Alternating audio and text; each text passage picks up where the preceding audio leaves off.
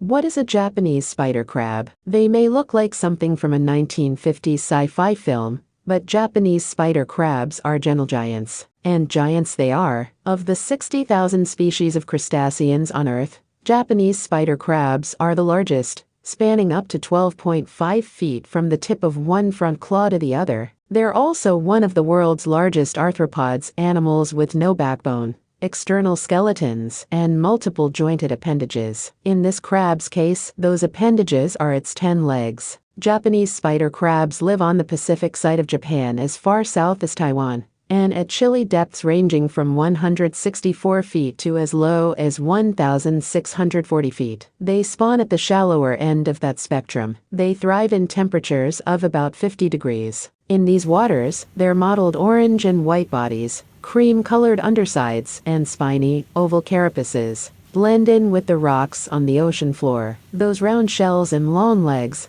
give Japanese spider crabs an arachnid-like look, hence their common name. These animals also have spines behind and in front of their short eye stalks. Males are larger than females and have larger chelipeds, the legs that hold their claws, though females have wider abdomens to hold their eggs. These slow-moving crabs don't hunt, preferring to scavenge for dead animal or plant matter, though they may also eat live fish or invertebrates, such as other crustaceans. This species is part of a group known as decorator crabs, which adorn their shells with sponges or anemones for camouflage. Juvenile Japanese spider crabs will do this, but with few predators at the depths in which they live, adults of this species don't have to dress to impress. Japanese spider crabs migrate to the shallower end of their depth range during mating season, which lasts from January until April. Fertilization is internal, with the male inserting a spermatophore, or sperm packet, into the female, as their abdomens press together.